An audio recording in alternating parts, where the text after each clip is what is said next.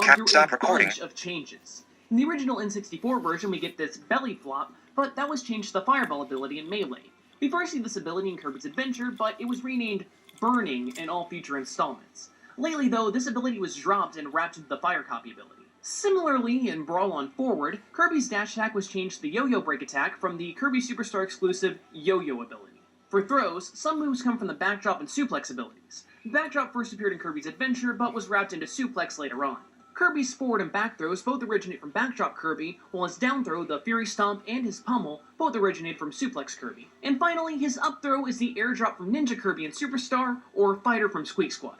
But now it's time for what you guys have been waiting for, his final smash. In Brawl, the pink puffball turns into Cook Kirby and pulls in every opponent and item near him to deal massive damage and spawn new items. This even works on projectile attacks, assist trophies, and even Pokeball Pokemon.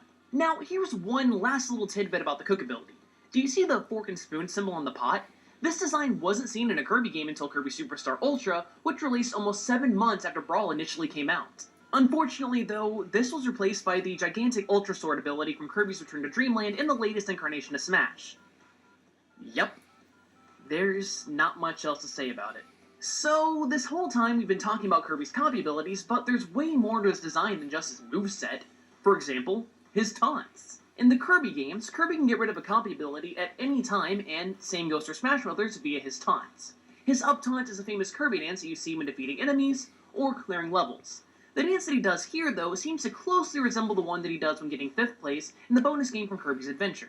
Kirby's side taunt comes from his character select animation from the original Smash Bros. And finally, we have his down taunt, the infamous Ow! It doesn't originate from a game, but it was worked into Kirby 64 when defeating a boss. This is over a year after the original Smash's release. But taunting isn't the only way to get rid of Kirby's copy abilities. In the Kirby game, if Kirby is damaged enough, his copy ability will just fly on out of him. So if you're fighting against a Kirby player and his copy ability is giving you way too many problems, just beat it out of him. So that covers Kirby's attacks and taunts, but there's still some minor details in Kirby's design that harken back to his games. Obviously, there's his multiple jumps that makes Kirby tied with Jigglypuff for the most consecutive jumps in Smash history. His sleeping animation comes from his useless sleep ability. Kirby's Edge Teeter was brought over to Kirby 64 and even used the exact same sound effects, and Kirby's pose when using the shield is reminiscent of his guard stance in Kirby Superstar.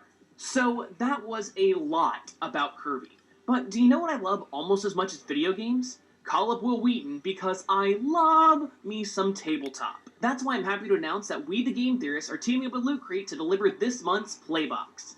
Hear me out, this isn't some generic Loot Crate pitch that you've heard a million times. I love tabletop games so much that my collection is getting out of hand.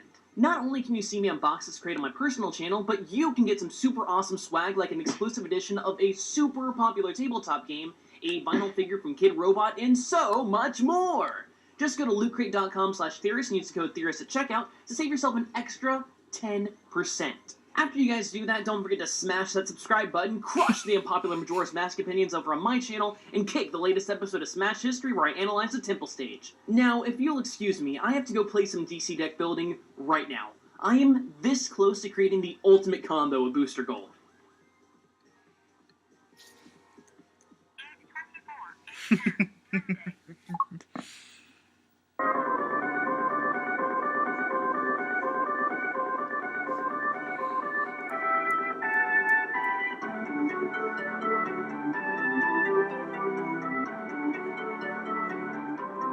Do a barrel roll!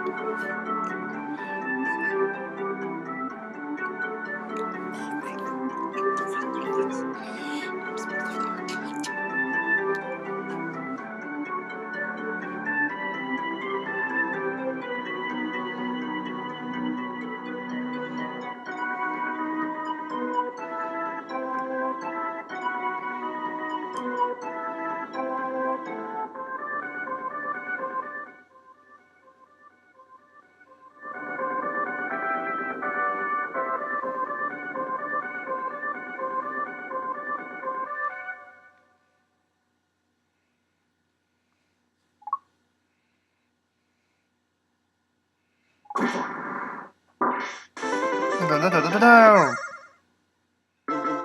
Da-da-da.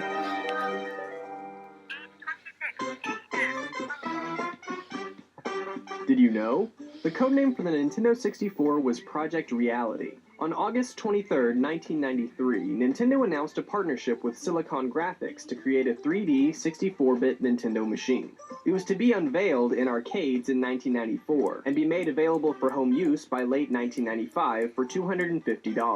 Nintendo of America's then Vice President Howard Lincoln was quoted saying, "Our work with Silicon Graphics enables us to actually skip a generation by diving straight through to 64-bit 3D video entertainment." Despite Nintendo's claims of such a futuristic entertainment system, the company decided to continue using game cartridges instead of moving into CD-ROM technology, stating that a disc-based solution was too slow for the complex graphics that Project Reality would boast. An early tech video demonstrated Project Reality's trilinear mip-map interpolation and claimed that the rapid and infinite movement was only possible with a cartridge and couldn't be duplicated on any system using a CD-ROM. Though this was the reasoning from Nintendo as to why Project Reality would be using cartridges, industry speculation presented a few other explanations. One idea was that by foregoing a disk drive, Nintendo would reportedly lower Project Reality's price tag by around $100. On June 23, 1994, Nintendo gave an official name to Project Reality: Ultra 64. During a private demo for journalists, Nintendo revealed two Ultra 64 titles: Killer Instinct and Cruisin' USA. These games were reportedly running on Ultra 64 hardware and were supposed to look exactly the same at home as they did in arcades. Unfortunately, this wasn't true. Both games had actually been demoed using proprietary arcade hardware, and the Nintendo 64 would end up being weaker than initially planned. Cruisin' USA eventually found its way onto the Nintendo 64, but the graphics had to be downgraded for the home console version. Because of a delay in launching the system, the initial home console version of Killer Instinct wasn't even made for the Nintendo 64. Instead, a port of the game was developed for the Super Nintendo. Adding to this hardware confusion was the fact that some Nintendo 64 games were developed on SGI Onyx systems, which far exceeded the Nintendo 64's power. For over a year of GoldenEye 007's development, the dev team was simply estimating what the specs of Nintendo's future console might be and designing the game based on those estimations. As it turned out, the final hardware was actually able to render polygons faster than the SGI machines. However, the in-game textures had to be cut down by half.